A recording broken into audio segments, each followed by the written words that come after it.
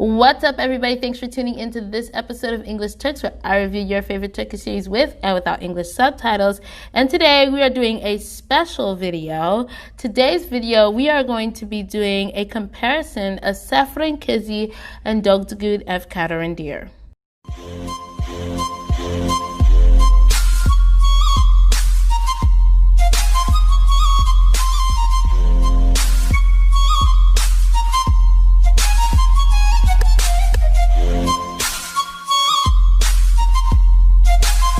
Now, the thoughts of this video came from Dogdugun Ev Kaderindir, came back this season, and I was watching the show, and it clicked to me how, I want to say, kind of hypocritical we can be when it comes to certain situations. Partially, it was Dogdugun Ev Kaderindir, and another part of it was Masumla Apartmani, which I'll get into that a little bit. I did in my weekly update, but I'm going to share a little bit about that this week. But I want to compare the two shows, just the three of the main characters I want to compare in this show. Let's start with Sancar, who's the main male character in Sefirin Kizi, and then we also have Mehdi, who is the main character in Dogdugun Ev Kaderindir. Both of them are the head of their household. Both of them just have their mother around. Both of them, their fathers are gone, passed away. They both have this huge house that all their family lives in. They both have sisters. They both have a really close male friend that, you know, they do things with. So, like, they're basically the same two people, just in different environments, and they run different companies. Now, Mehdi is not as wealthy as Sancar is, but he does have his own, like, auto parts store, and he makes enough that he could provide for his entire family. So, they're both basically the same. Now, let's take it to their wives.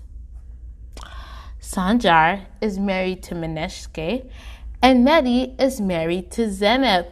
Both of them are in arranged marriages. These are arranged marriages. They were not trying to marry these other people. It was arranged by their mothers. So both of them, Sancar and Mehdi, are married to women that were proposed to them by their mothers, and it was an arranged marriage. Now, let's take on two other characters. Let's add two other characters to this plot, guys. Two other characters. Let's talk about Nade and Banal. So, Nade in Sefirin Kizi is Sancar's ex-lover. Banal in Dogdugun Ev Kaderindir is Mehdi's ex-lover. Both of them have children. Well, Banal hasn't had her child yet, but she's pregnant with child, and it came from this relationship. And Nade already has had the child. Do you guys see where I'm going with this? Do you see where I'm going with this? My question is for you is, why is it okay that we are rooting for Nade to be with Sancar, and all this stuff that she's doing? Because honestly, any married woman in this entire world would be just as pissed as Mineshke if they had someone like Nade constantly around. Because Nade knows the effect that she has on Sancar.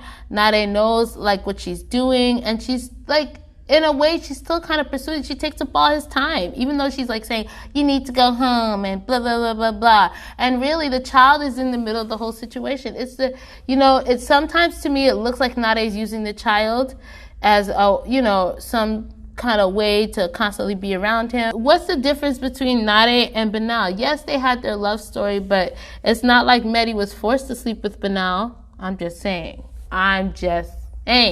So why are we rooting for Zeynep in this series? And then we're so against Banal, and we're like, oh, what Banal's doing is horrible. She's trying to sneak in, leave that man with his wife. But yet we're not saying the same thing to Nade. That's kind of hypocritical, right? That's a little bit two-faced. Why is it okay for the goose but not the gander? Come on, guys. Let me tell you, this triggered me so much that when I was watching Dogdugun Ev Kaderindir, I just felt like disgusted at the idea that we're okay with it for one person, but we're not okay with it with the other. Another reason why this kind of like stuck out to me and clicked to me was because when I was watching Masumla Apartmani, and they had this they're doing like the radio show. I don't know if you're watching that, but they're doing this radio show, Yugar and Inje, and Yugar is Inje's ex boyfriend or whatever. But he feels like, you know, Inje, or I can't say her name, is his, like, that's his soulmate. That's what he feels like. He feels like Inje is his soulmate. But so does this new male person that entered her life. He also feels like this is his soulmate. And so he asks the question, what should I do? What should I do? Should I still pursue her or not? And you guys telling her you should, because if it's your soulmate, then you should. And I'm thinking to myself, yeah, why is it wrong for Yugar to pursue her, but then for Han, it's okay? Han can do all of that stuff. Han can keep showing up even though she said, give me some space. And she said the same thing to Yugar. Yugar did it and she's annoyed. But Han does it and it's okay. Why is what's good for the goose not good for the gander? And I get it, you know, it has to be wanted attention. But I just hate stuff like that because all of a sudden it looks like that person's bad. But that person feels the same way as this other person does. Maybe it's not reciprocated, but they feel the same way. So he's fighting. I mean, he was with her for a good several years. So he's fighting for that. So why is it okay for Nade and Sanjar to be together? Why are we looking forward to them kissing and all of that stuff? But we're upset with Banal because she is in that same predicament. Why is that? You know, both of them are living in the house. They're forced to live in the house where their ex-lover is because their life is a threat. Banal's life is a threat. Nade's life is a threat. Why is one good and not the other? That is my question. That's where I wonder if the writers of both of these scripts thinking to themselves, wow, we basically have the same story plot. It's basically the same thing. I just wanted to pose that question to you guys. That's what I wanted to do this video about. I need to know what you guys think, and I want you guys to comment below your thoughts about this, because this is like something we should really think about. Why is it okay for one person but not okay for the other? Is it because is your reasoning that Nade and Sanjar have this crazy history together? I mean, their separation is actually worse than Mehdi and Banal's separation. It's worse because she literally tried to jump off the whatever mountain or whatever, and she did it. And honestly, guys, I didn't say this in my podcast review, but in the last episode, she was saying that they were going to basically saying that she's not mentally okay to be taking care of her daughter. And I kind of agree a little bit. I know this is off topic, but I do kind of agree. And let me tell you why. She tried to kill herself twice. Not once, but twice. I understand she was raped. But if a woman tries to kill herself twice, she tried to kill herself the first time she didn't know she was pregnant. Okay. The second time she tried to kill herself, she already had the kid. She has a child that's depending on her, and she was willing to kill herself. Come on, guys. But we're going to say, oh, it's okay, da-da-da-da-da. It's not okay. It's not okay.